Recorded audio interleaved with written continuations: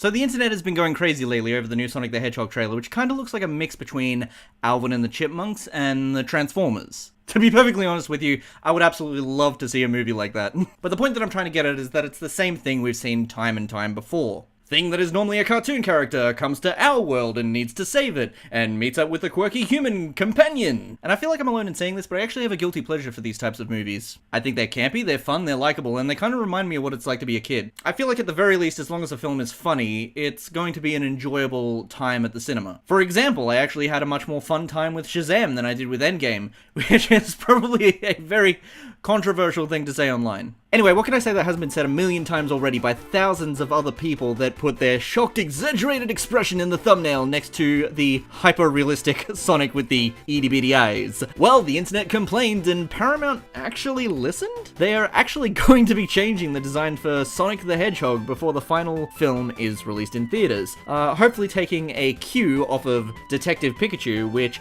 people who have seen it have said break the video game curse. Ignoring the fact that there have been other decent video game adaptations, but that is neither here nor there. I don't really expect anything significant in terms of changes because it is already so late into the post-production, and the film is set to be released in November. That's pretty soon, relatively speaking, so I'm going to try and manage my expectations and keep them realistic. At best, I think the eyes are going to be made a little bit bigger, and the pupils are going to be made a little bit smaller, and maybe they'll lessen the width of Sonic's limbs somewhat. But to be perfectly honest with you, I think this is my favorite fan design so far. It is the perfect blend of the original character design's aesthetics and proportions, while still keeping some of that realistic texturing and looking like something that could actually exist in our world. Bottom line, you really don't want a cartoon character to cross over into that threshold where the uncanny valley exists. Apparently Sega doesn't actually like the design, and the original Sonic designer even went out of his way to give some pointers and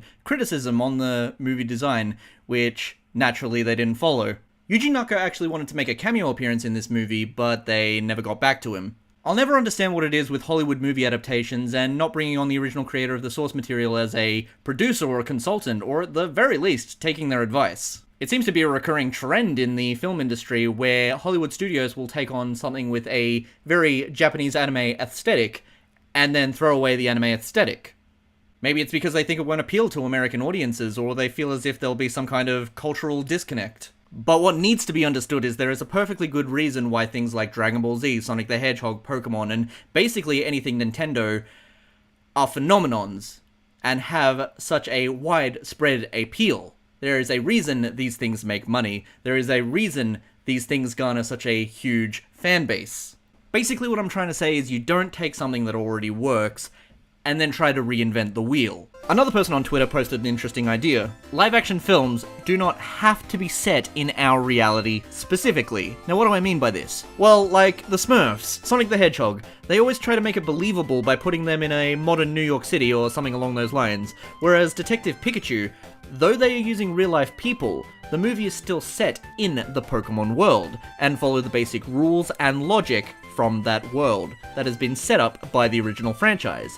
It follows its own lore that has been established over, 20 years or so? When an adaptation ignores or flat out defies the logic that has been set up by the source material, when changes are made at all, they need to make sense. Hollywood seems to think that live-action adaptations need to do away with the silliness of the cartoon that it is based on, but most adaptations use the silliness as its strength. I mean, for crying out loud, Captain America fought side by side with a talking tree. Audiences are willing to suspend some disbelief for your movie.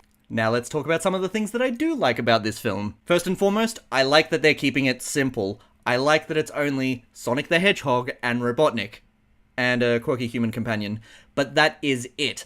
I know that naturally a Sonic the Hedgehog fan wants the whole array of expanded characters to be in this film, but that's just simply not going to happen. Maybe at best we can get Tails and Knuckles in a post-credits scene, but I like that they're only focusing on the main characters that were in that first Sega Genesis game. And to the people that are complaining that there are no Sonic the Hedgehog iconography, I can partially agree with that, but also we're basically getting, what did we see in the trailer? A city, a desert, the forest, there's probably going to be some big climatic final battle on Eggman's ship. We even get a post-trailer stinger of sorts that shows a much more faithful-looking Robotnik standing in front of what appears to be a mushroom-esque landscape. For me, seeing what it is that they're trying to do, I think that's all there really is that they need to accomplish. It's basically applying the Alvin and the Chipmunks, Garfield, Transformers formula to an already existing IP. And yes, it sucks that they're doing that, but if they are going to do it, may as well enjoy it.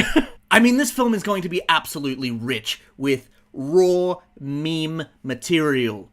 And if there's one thing I know the internet loves, it is making juicy, spicy memes. Also, the whole thing about rings teleporting people and Sonic being raised by a species of anthropomorphic owls. With that, I am starting to get a little bit of a Michael Bay Teenage Mutant Ninja Turtles or Super Mario Brothers flashback, but technically, it's not wrong. I mean, Mobius and Earth in the actual Sonic lore, being the same or separate planets, have differed in logic from game to game, or from comic to comic, or from cartoon series to cartoon series. Sonic the Hedgehog, he doesn't really follow his own logic within his own series a lot of the time, so it's hard to say whether that aspect is unfaithful. Not to mention that not only has he appeared side by side with human and humanoid characters in the mainline games, he has also previously had a human companion in the Sonic X anime TV show series. At least I think that thing was a human. The verdict is still out on that one. But the fact that they are actually listening to the complaints on the Twitter means that there is still some hope for this movie, even if you are the most cynical internet dweller that ever did done there be. That wasn't English.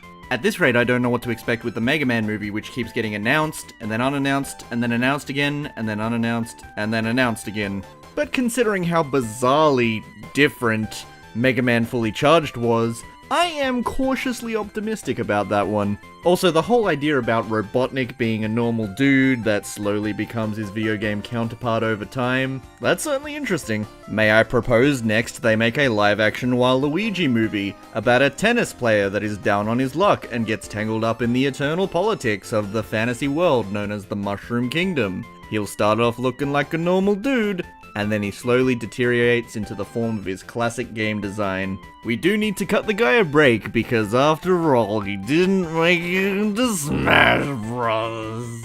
But I'm interested in hearing about the lore that they make up for Sonic's origin in this film, because by God, I am a sucker for backstory and fan theories. That's it, I've got nothing else to say. I'm not really sure how to end this video.